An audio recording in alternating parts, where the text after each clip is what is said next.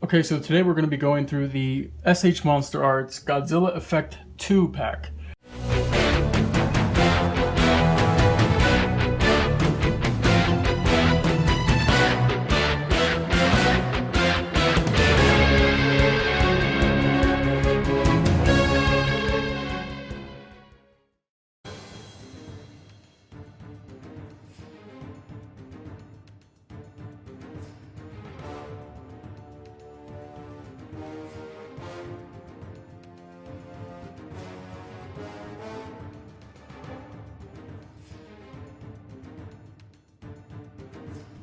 Now let's review the packaging real quickly. There's not much to see here. You have Godzilla right here being displayed with what it comes with.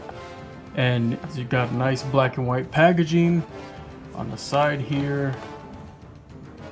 The top, it's pretty bland. Not really much to it. And then of course you get what's on the back. It's basically what it includes.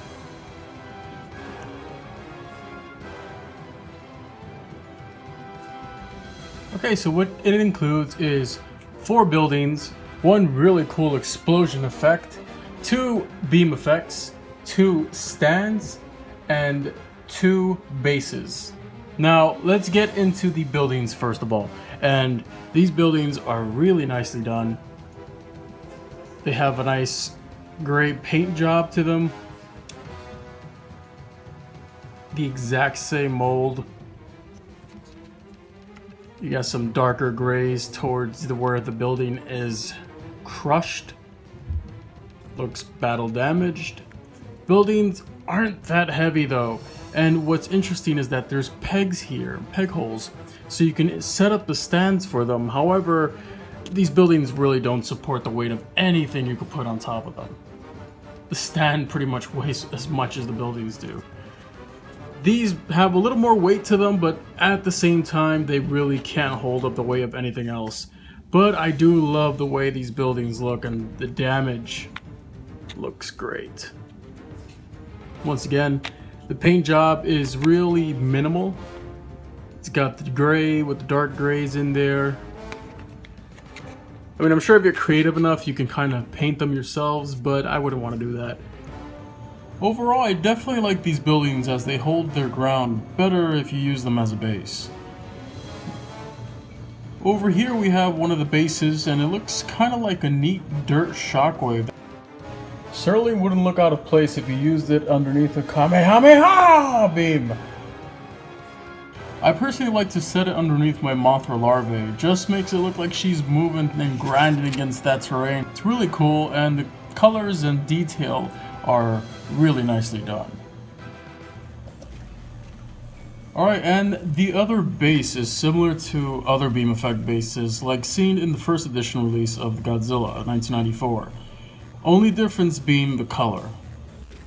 It's just a clear, transparent white. It's got this yellowish gold paint towards the edges. It's a different paint job from what we're used to, but it's welcome and appreciated. I think it's really cool.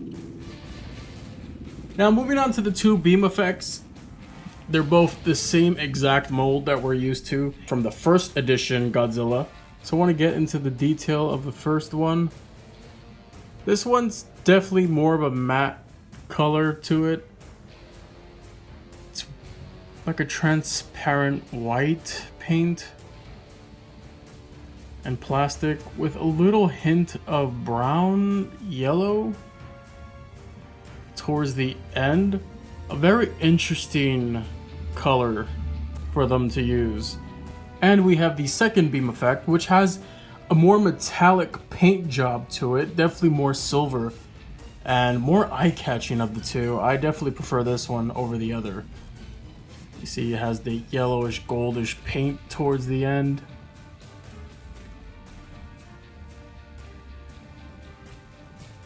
And last but not least, we have probably the coolest part of this set. It's just an explosion. I mean, there's really no way else you can put it. It's got really nice paint job though. It's got like an orange plastic that leads into the tips here, the pointy sides, and these can be a little sharp, so be careful. but it's got a very nice golden yellowish paint job towards the tips.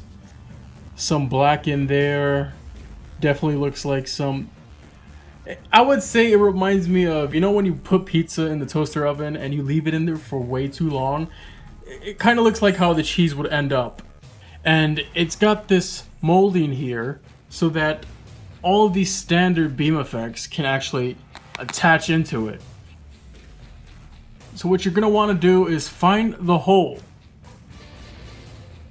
right here. And it's hard to find, so you got to search for it. Find that. Find the hole on the actual beam effect. Just line them up and kind of just push the little bastard in there. And it's that simple. And yeah, it's heavy, but it shouldn't fall off if you put it in there just right. And there you go. There's the explosion beam effect.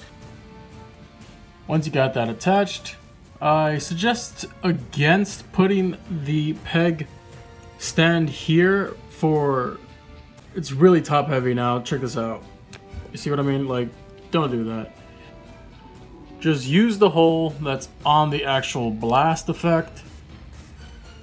And you can set it up as such. Now, it looks really, really cool once it's all set up. If you don't know what you're doing, it's going to be a pain in the ass. So, like I said, it also comes with 2 of the stands here, so you are set. And so, the set comes with everything you see here, except, of course, Godzilla himself. But if you're a big fan of setting up your dioramas for pictures, as I am, then I would have to suggest it to you guys.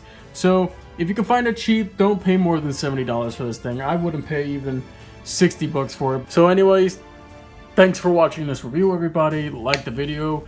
Don't forget to share the video, and hey, maybe subscribe. Alright, everyone.